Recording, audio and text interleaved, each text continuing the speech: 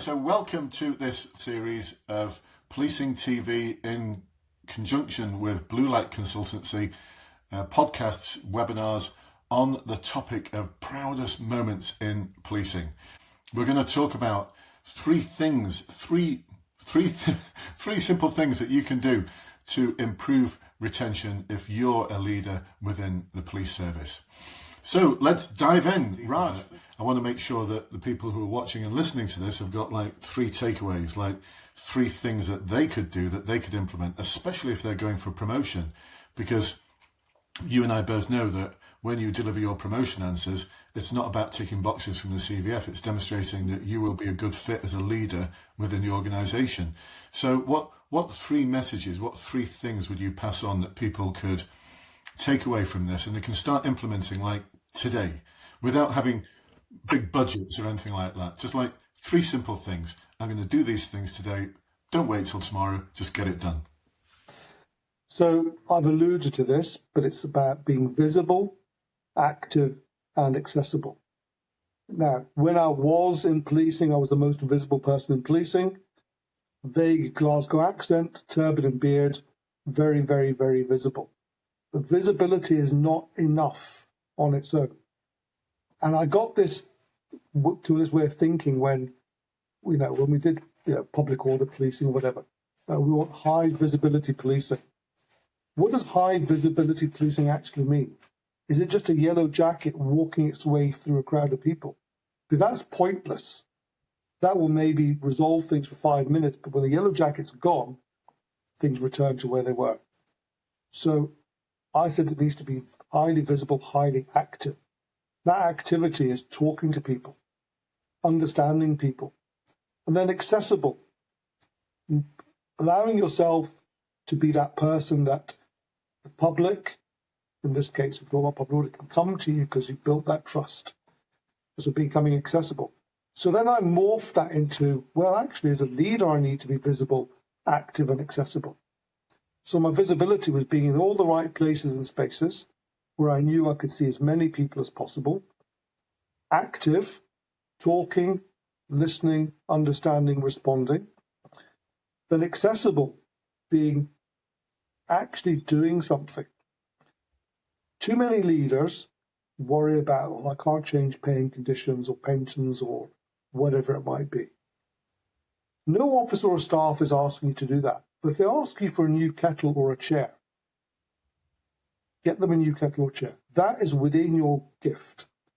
If you're trying to gift things that are outside of your grasp, you're forever failing. And one of my greatest achievements at Hampshire and Isle of Wight, I was only there for 2 years, and people might think this is an odd achievement, is, well, the 23rd of December, I went to see response team at Waterlooville. Now, I was in charge of public protection. So some people might say, why is the head of public protection going to see response teams?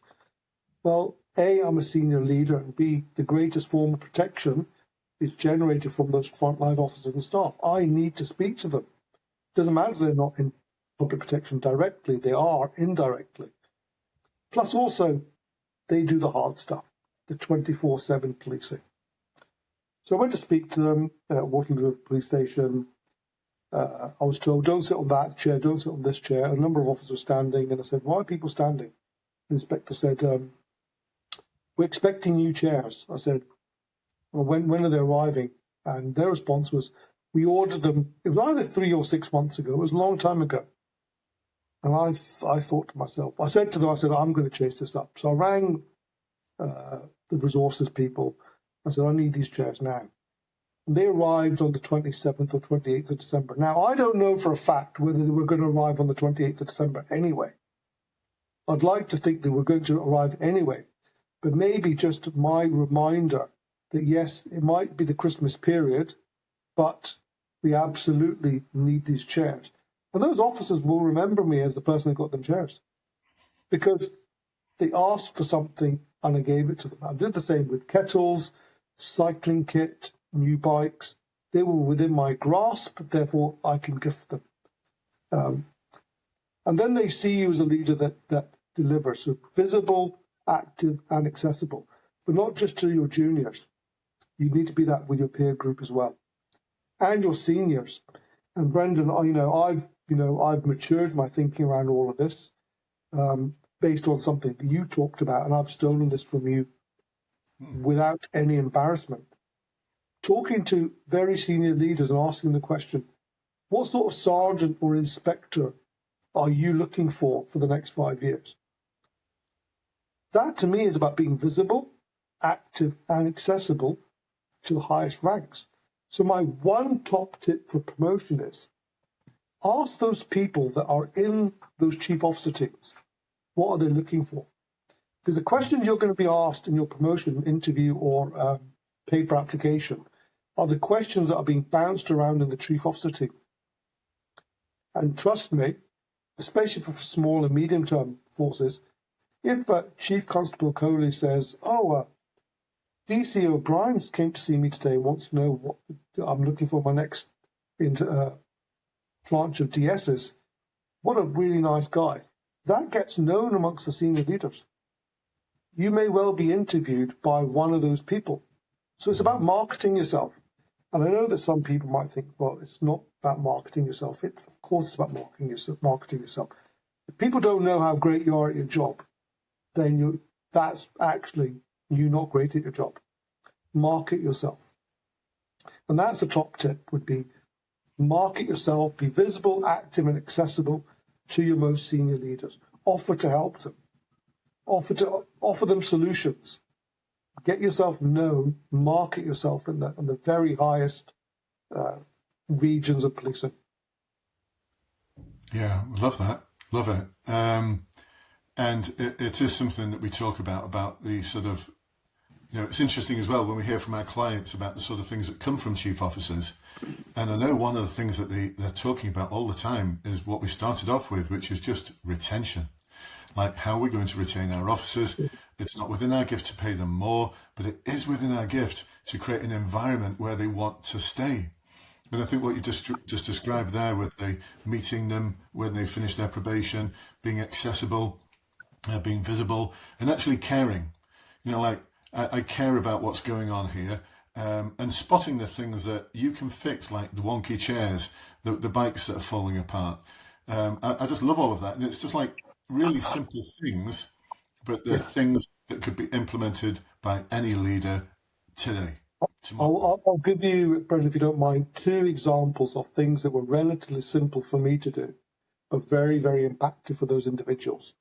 So I met an Asian DC, 20-year service. I was in the canteen. The total investment in this conversation with this DC was me buying her a 30p cup of tea. Trust me, I claimed that back on expenses.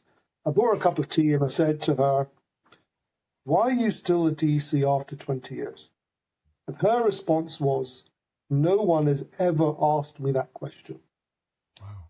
She retired as a DS, invited me to her leaving do, of which there were only 50 people. So she clearly, in her 30 years, I was in her top 50. Retired as a DS, messages me every Diwali to thank me and to say how proud her parents were that she got promoted. What did that cost me? A 30p cup of tea, which came back on expenses, and a couple of coaching sessions to make sure she got through. Negligible investment. Another sergeant who I used to work with at Wembley had come to Brent, met her in the canteen. She said she's leaving. She got 25 years service. I said to her, can't you stay for another 5 years, and just see this symbolically through? Well, my boss has said my flexible working isn't this, that, and the other. So I said to her, tell me what your flexible working is. And when she told me what it was, I said, that's more than doable. That's one of the one times I made an inspector change his mind. I said, no, you will change this. We're not leaving someone with 25 years service who is a brilliant leader. She did her final 5 years and retired with 30 years service. So which leads me on to, I hate the phrase exit interview. The interview should always be about stay. In those 2 cases, well, more second one, it was what can I do to help you stay? Not tell me about your experience and make it an exit interview. To me, exit interviews are negative. What can I do? Most people, or a large chunk of people, will stay with just a little bit of modifying of their shift pattern. As police officers, I know we have police staff colleagues as well, but as police officers, we're critical incident managers. We can deal with a murder, a serious stabbing, a serious road traffic accident. So no one is telling me that they couldn't manage a sergeant with 25 years service a slight amendment to her shift pattern. When you can manage a murder, but you can't manage that, it doesn't make sense to me. Absolutely. Yeah. Oh gosh, I'd love to talk about this. Let's dive in because this is really interesting. You've just actually opened up something which I think will be fascinating for those people, especially ones who want to get promoted, but just any leaders. And it's that sense of, like exit interviews. I'm a big believer that once it gets to a point where you're doing an exit interview, it's just too late. It's too late. And even like stay interviews, we should be having those conversations with people that are just natural stay interviews. Like, how can we help your working environment, be the best it can be? And I just wondered what your thoughts were on that, because sometimes I speak to promotion candidates and ask them who's responsible for retention, and often they'll just say HR. But I've got a different perspective, and I just wonder what your perspective is as to who's actually responsible for retention. It's that leader that you see every day. That's who it is. It's the culture that you as a leader have set. It's the values that you as a leader have set. I support staff in staying, and let's help them stay. So it's about setting that culture where people feel included, making sure that your sergeant and inspectors buy into that wherever you can. You can't win them all, but wherever you can. And then being creative. That reminds me, again, I was at Hounslow, I had a DC who had post-traumatic stress due to volume of work and other things, and was looking to leave. So I said to his DI, what have you done to try and look after him? He was in a really difficult place in space. So I said, well, have you thought about moving him into neighbourhoods where it's a different pressure, but one which is not about volume, numbers of crime reports, and it's that constant drip, it's different.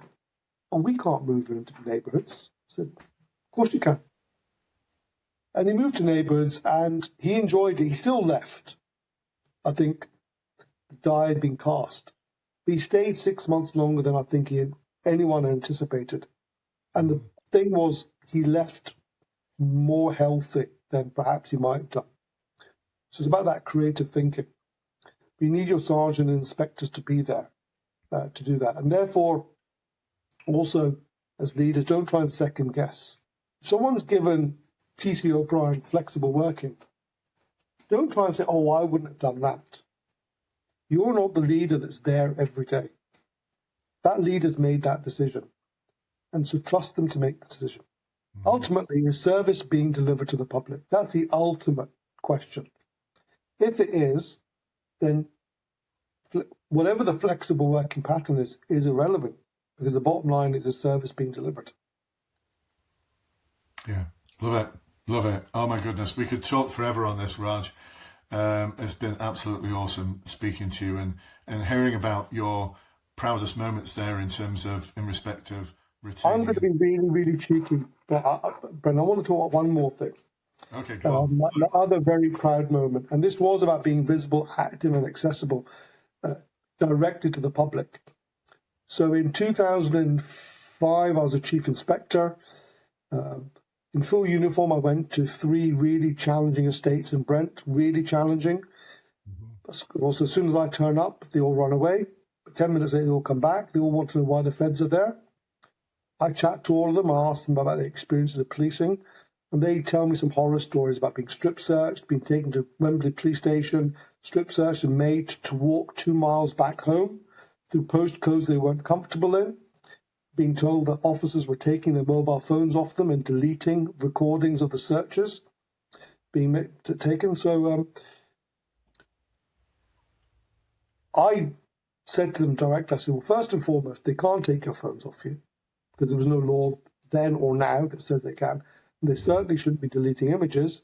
So if anyone says that to you, you say that Raj Kohli, Chief Inspector Brent, said you can't do that. And then I put into place a directive. It was a directive. You must strip search someone if you think they need strip searching. But you must take them back to a place and space they feel comfortable. Don't leave them at the police station. You've got to take them, whether it's back home or somewhere else, you must do that. Then a month later, there was a criminal intelligence report to come in saying the kids of Stonebridge are saying a police officer whose street name is 3-Star Raj is telling them we can't take their phones off them and we can't delete images. So I went to those units and said, yes, and you can't, and explained to me what laws, powers or procedures you're relying on. But the really happy ending of this story is, in 2019, I was doing an early term parade at Kentish Town, and my staff officer said, boss, there's an officer that wants to see you afterwards. And so I saw him, a black officer, and he said, you won't remember me. I met you on the Stonebridge Park Estate in 2005 when you gave me your business card and said, if I have any issue with policing, come to me direct. I'm a police officer because of you. Wow. In that 15 years, he remembered and he became a cop. And that was look, I've got many proud moments in policing, but that's the one that still sends a shiver down my spine. Yeah, that's amazing. I love that. It's just that, going back to what you said before about every contact leaves a trace, like something so impactful but so simple. And actually what you just reminded me of there is, there's actually, I think a lot of officers forget this, that there's actually legislation out there that says that you should do the things that you've just described. It doesn't say take them home to a place that they're comfortable with, but I think a lot of officers forget that Code G, paragraph 1, amended in 2012, I think it is. When you stop and search or arrest someone, you must treat them with respect, treat them fairly, treat them responsibly, and without unlawful discrimination. Can't do my four fingers there.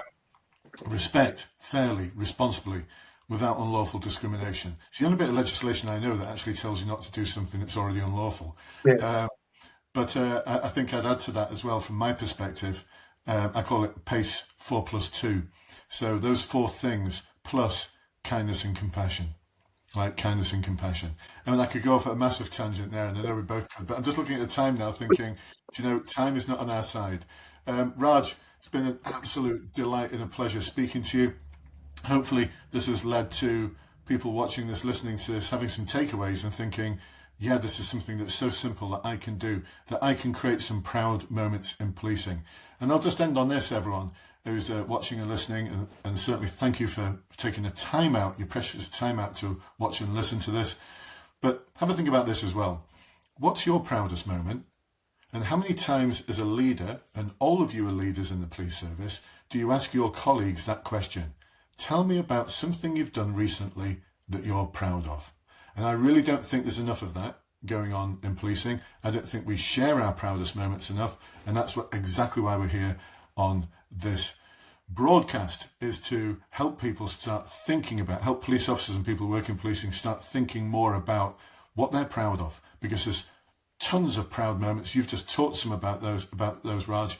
They're not captured anywhere, but they're captured now. So if you've got a proud moment you'd like to share, get in touch with us. We'd love to hear from you.